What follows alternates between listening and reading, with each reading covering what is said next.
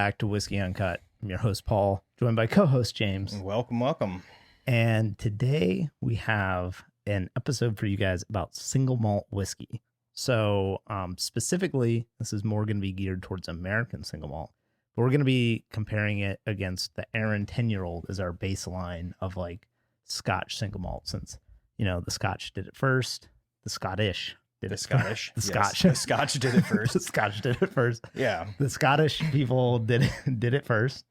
And then, you know, the Americans came along and copied it. And, you know, so we're going to see which is better. Oh, I think we're going to know which one's better. But there's been a lot about American single malt out there right now because the TTB finally came out and proposed guidelines for it, which we'll go over. So It's kind of interesting. It's going to be its own unique category. And it has the word American in it, right? Which is like, it has to be made here. So it's going to be interesting, I think, to see where it goes as a category. You know, that was something that when distilleries, I think the first American single malt I saw was from St. George. Oh, yeah. They were the first one I think I saw too. And I remember when it first came out, I was curious. I was like, so is there any regulation on this at all? Or does it have to follow all the same American, like just bourbon? Because it can't be the same category as bourbon because it's not bourbon, you know, so like only certain things could apply. So whether that's the distillation proof or whatever. But then obviously it can't follow the same mash bill rules. So I was interested to see when this would happen, and it's taken a while. It has, yeah. And when you really think about it, the market for it's going to be tough, right? Because it is competing with Scotch. Scotch is very well established, and you're getting 20, 30-year-old Scotch, you know, and all the American single malt's going to be pretty young. So I think it took a while because it took so long for it to gain traction. We finally started to have some larger distilleries release single malts as well. Jack Daniel's just came out with one. Parker's Heritage Collection had one a while back. So they're starting to kind of trickle in, but man, it's going to be a toughie. You have some people like Westland that's all they do. Right. And we did a whole episode on Westland, and I was really impressed. Yeah, so was I. I think it's just a hard sell to a country that drinks a lot of bourbon. Yep. And I was actually the most surprised with Westland with their peated single malt, because I thought that actually competed the best against Scotch of their, as far as their lineup, because the other ones were a little more unique, right? I wouldn't have necessarily mistaken their other single malts for Scotch whiskey, because again, I think they're using more fresh American barrels. Yeah. And then they had the Guyana, which was a whole special oak situation. But their peated one was very reminiscent of something from Ardbeg or Laphroaig or Bowmore. And so I think really the only issue that they're going to have is that the crossover of the market for those drinkers is primarily the fact that they're going to be $20 to $30 more expensive because they're a smaller craft distillery, and they just can't compete at a price point wise with you know, the giant Scotch brands. Yeah. And so probably it's going to be a niche market for a while of the American single malt drinker that wants to find that from a craft distillery. But so we've got a couple examples here today. But before we do that, James, I have a surprise for you. And this harkens back to our patrons. Okay. So if you're listening to this show, we have a Patreon. It's patreon.com/maltmondays. Although if you search Patreon Whiskey Uncut, you'll find it also. We have 10 patrons right now. They're very good to us, James. They're very good. They're very good to us. And so we're adding a couple of benefits. So we're going to be doing new shirts. So we have a second batch of shirts coming out, which have been ordered. They haven't been received yet.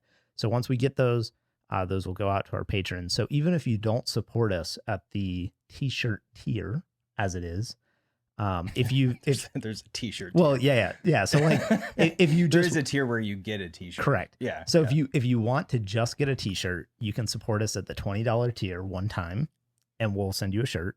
Or if you support us at a lower tier, and it's listed on Patreon, once you pass a certain number of months that you would have passed that $20 price point, then we'll send you a shirt.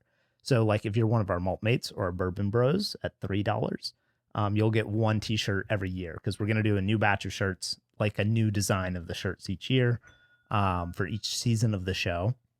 And then we have a second thing, which James doesn't even know about, I don't know. I got to grab.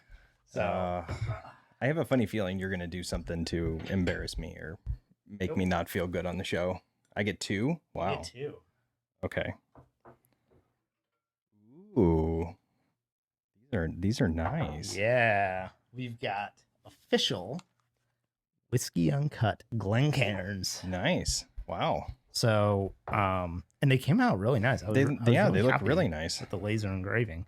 It took me a while to find. I've been looking for this for quite a while to find someone that could do it at a price point that we could actually, include as a patron thing, and also that would actually be official Glencairns. Because when you go online and you search for like engraved Glencairns, most of the people doing it are using knockoff Glencairns and not like the official ones. I like the legit. Yeah, I mean, these are really nice. Good job. Thanks. So is this where we're going to be using these for the show? This is the first run of the so Whiskey Uncut. this is the first run. These will be our Glencairns for our show from now on. But since these came out and they're good, I'm going to order a second batch, and that batch will be going out to our patrons who have supported us. So that's on there also. That's been added. On to the topic at hand. So yeah, like I said in the beginning, this is something I've been wanting to talk about since I saw that the TTB guidelines were out there and had been proposed. So I think this is going to be, I think single malt's going to have its moment. I just don't know how long that moment's going to last. And that's something we can talk about during the episode. Well, I think it's proven from the Scotch industry that single malt is superior and has the legs to last. Oh, is that what it is? Yeah, I think so. Well, I don't even know if I like American single malt in some contexts, and I'll explain what those contexts are as we kind of go through this. But should I start with what the TTB is proposing? Yeah, go ahead. Okay. Go ahead and talk about the new regulations for it, and then we'll talk about some of the specifics. All right, so here is the proposed definition of American single malt whiskey. So it has to be made from 100% malted barley, which makes sense. It has to be distilled entirely at one distillery, mashed, distilled, and matured in the United States, matured in oak casks of a capacity not exceeding 700 liters. Okay, so that's all the same as Scotch. Okay. So far. But notice one thing there is they do not say what kind of cask that you can use. So they leave it open so you can use either new or used casks. But it does say oak. It says oak, yeah. Okay. Because I think Canadian whiskey is the one that doesn't require it to be oak. And so I think they can actually use like maple casks and stuff if they want. I'm pretty sure. That's my favorite thing though, that they left it open, because I think you have to find a way to differentiate it from Scotch. And we know that it doesn't age here the same as it does in Scotland. So maybe there's some combination of low char or high char or whatever the case may be that not only makes it stand out from Scotch, but just makes it a better product. And so they're providing some flexibility here. And then the last one also does that. So it's distilled at no more than 160, which is the same level for bourbon. So they're trying to keep some of the grain flavor in it.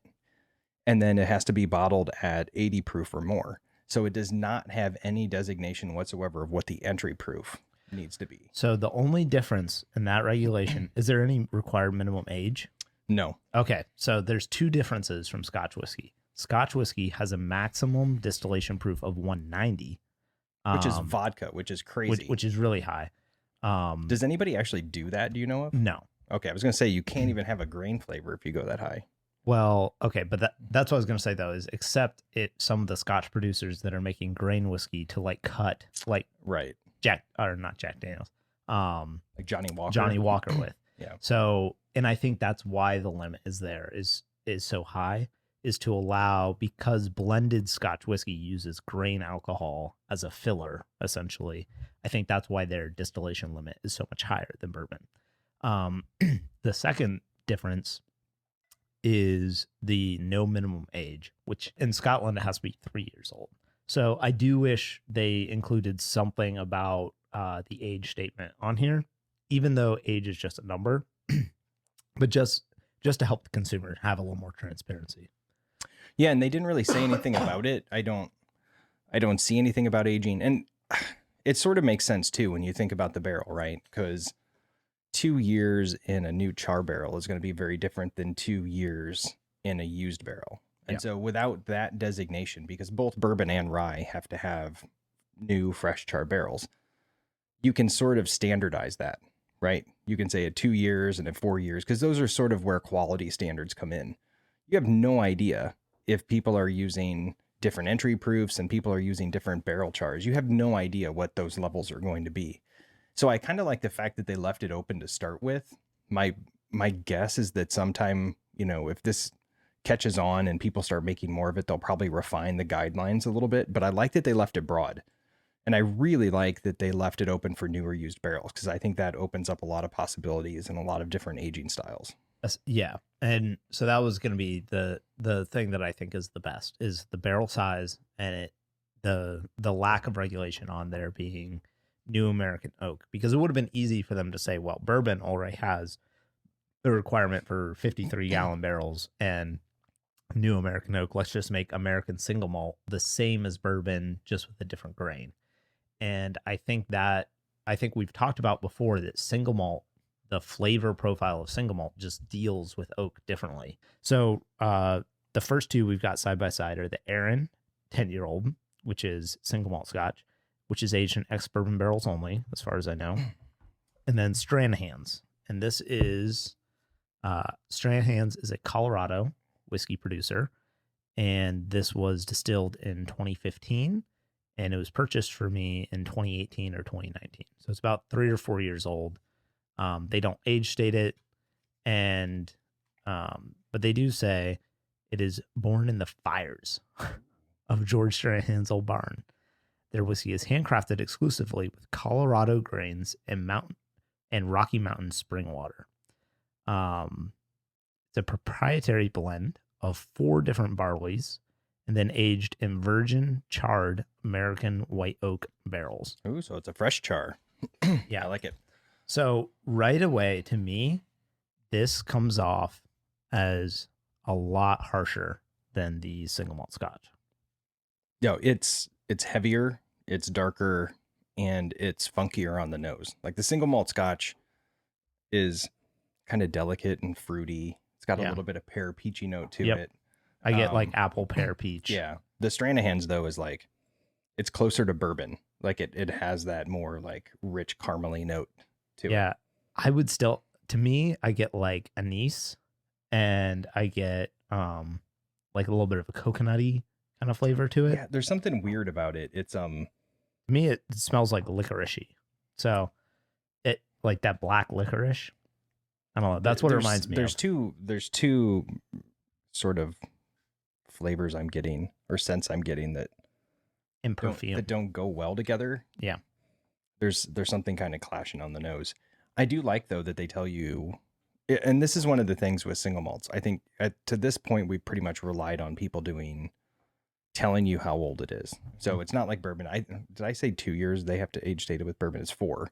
So we know, like, if it's younger than 4, they have to age date it. We know what straight means. We know what bottled and bond means.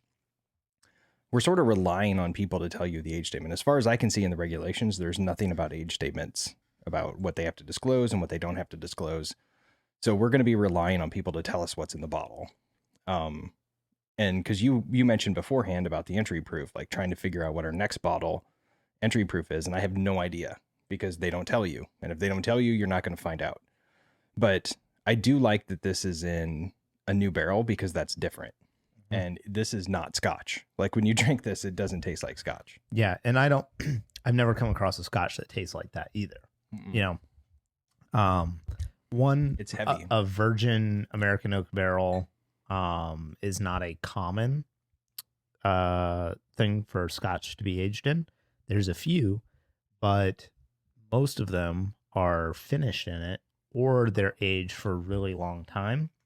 And I would suspect that it's not like a charred barrel. I would suspect it's a toasted barrel. Like Balvenie, even on theirs, labels it as a toast of American oak.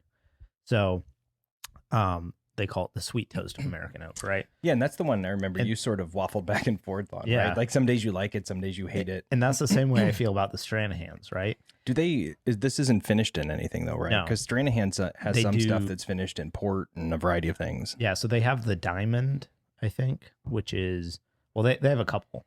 They have their sherry cask one. Then they have like the Diamond cut, which I think is the same as the standard, but slightly older, and like they're better, more premium barrels. And then they have some winter releases, like the Snowflake. The Snowflake, that's a special winter. Yeah, people line up for that. I've never had the Snowflake. I haven't gotten to try it either. I've tried most of their other ones, and I've not tried the Snowflake. I'd like to. I would too. I just don't want to fly to Colorado and stand in front of a distillery for 7 hours to get it. So, yeah. So I think right away, for me, the difference, it's hard to say because the Stranahan's is so much younger, but I think it's very apparent that fresh barrel, the younger age, and the lower distillation proof is all contributing to a more rustic tasting spirit, and certainly a little more off the wall in terms of flavor profile. Yeah. And actually, I'm gonna grab one other whiskey to taste after we just vamp. I'll just talk away. Should I introduce the next one or wait for you? All right. So the next one we're going to be doing is Swift. This is single malt Texas whiskey. And this is one that I never tried before. They have two different versions of it. They have a sherry cask, and then they have the Sauterne cask, which is what we got. And honestly, like price wise, I think one of the things people are going to be kind of surprised by when they look in the store is how expensive American single malts can be. I sent Paul a text, which he ignored right before the podcast. Didn't even look, didn't even respond. No, I was too busy doing stuff for the podcast. Oh, yeah. But I was trying to decide what to buy. And Westland, their standard single malt like $70 is like right? $70. St. George, their standard single malt was $93. Oh yeah, St. George has always been expensive though. Yeah. Westward was really expensive, and these are all 2-3-year-old. Like Balcones it's a 2-year-old single malt, and it's $90, $85. So I got some. No, the cork. Oh, sorry. I got this one because I'd never heard of it before. We had never tried it before, and it was $42. Plus, it's got a fox on it. It does. It has a fox. But this one is two different types of malt. It's aged for 1.5 years in Four Roses barrels. They say Kentucky bourbon barrels, but I looked it up online, and it's Four Roses barrels. You know what's funny is that is like the same color as natural color 10-year-old single malt Scotch. Maybe a little lighter, but it's close. A little lighter, but it's close. And then they put it in the Sauterne barrels for, I think, an additional year at least, they say. Oh, okay. So it's 2.5 years total. Yeah. So 2.5 years total. But I mean, Sauterne barrels, I'm assuming they don't have char on them or anything, so it's not going to pull a bunch of color out of there. But that is a sweeter, like dessert style wine. Yeah. So it's going to be interesting. I don't know what the hell this is, but it got pretty decent reviews. But I liked it because it was an example of one that uses just used barrels. There's no new barrel used in the production. So I feel like we should compare this one to the Berclotti that's 6 years old and ex-bourbon barrels and Sauterne barrels. Man, this nose is weird. This smells amazing. It smells good, but it smells like doughy almost, right? This smells way more like Scotch to me. It does. And I was reading online and they said between the two, between this one and the sherry finished from the Swift, they said this smelled more like Scotch or tasted more like Scotch. I get like sugar cookie on it. Yeah. Oh, it's young. It's flowery. It's flowery. Yeah. That's what I meant by doughy. Like it's sort of, It's almost like yeasty. Yeah. I really like the way this smells. And then you get a little bit of musty, like grape must in there. Yeah. But you also get the malt. You can definitely smell the malt. This to me has a vastly superior aroma to the Stranahan's. The Stranahan's it doesn't smell cohesive. There's something that's fighting a little bit in the Stranahan's. This to me smells cohesive. It's odd, but it's cohesive. It's odd. It's oddly cohesive. I'm curious to see what you think on the palate here, because the nose isn't as young to me as the palate is. That's super thin. Yeah. That is very thin. Now it is only 44%. The finish is like, it's weird because the finish is short, but then I get a little bit of lingering, like that sweetness from the wine barrel that just sort of kind of hangs around for a little bit. It is. It's yeah. So that's like, it's like the aroma is like this dry, almost like you're in the middle of making a pizza and you got the flour everywhere kind of smell. Which is weird because I'm not used to that at all with malt whiskeys. No. But you're right. It kind of tastes like floury, powdery. Yeah. And then the flavor comes in really light, almost like effervescent fruitiness. Effervescent fruitiness. But then it fades into this kind of dry, sweet character. I honestly really like that. Like, I think it's good. It's interesting. It's super interesting. I don't know if it's a bottle I would go back to all the time, but certainly for like $42, this is something I'd kind of pour to friends and be like, what the hell do you think this is? Like, cause it's weird. Yeah. I mean, it smells like Papa John's. It tastes like, I don't know if it smells like, I didn't get any pepperoni notes on there or anything. No, I'm saying like when you walk into a pizza shop, you can smell the It doesn't smell like Papa John's. It smells like Papa John's. It just smells kind of doughy. I'm gonna send them a review. your whiskey smells like Papa John's. So it smells like Papa John's. I doubt any other whiskey has gotten that review. I don't think so. No. I think this is a good place to stop anyway. Yeah, I think I'm done. So, anyway, it'll be really interesting to see where the single malt category goes in America. I think they're making some important steps. And if you're looking for something that's unique to try at a very affordable price point, this Fox whiskey, the Swift, is honestly like I would love to have that in my collection just to bring out for tastings and just to showcase to people. I don't think it's one I would drink very much of. I think it would be really good in a cocktail. It might make an interesting cocktail, like something light. But yeah, I think overall, you're right. I think from a monetary standpoint and a market penetration standpoint, single malt is fighting an uphill battle in the going against Scotch in the American marketplace because people, if they want an American product, they're going to be thinking of bourbon. And so I think it's going to take a while for that to catch on. Yeah. I'm still dying. And when they compare the price point, you're going to see bourbons that are 7, 8, 9 years old for the same price as an American single malt that's 3. So it's going to be hard. Yep. So anyway, until next time, drink, share, don't choke. Man, that's a good way to end an episode, though. James almost dying. And enjoy your whiskey. Cheers. Cheers, guys.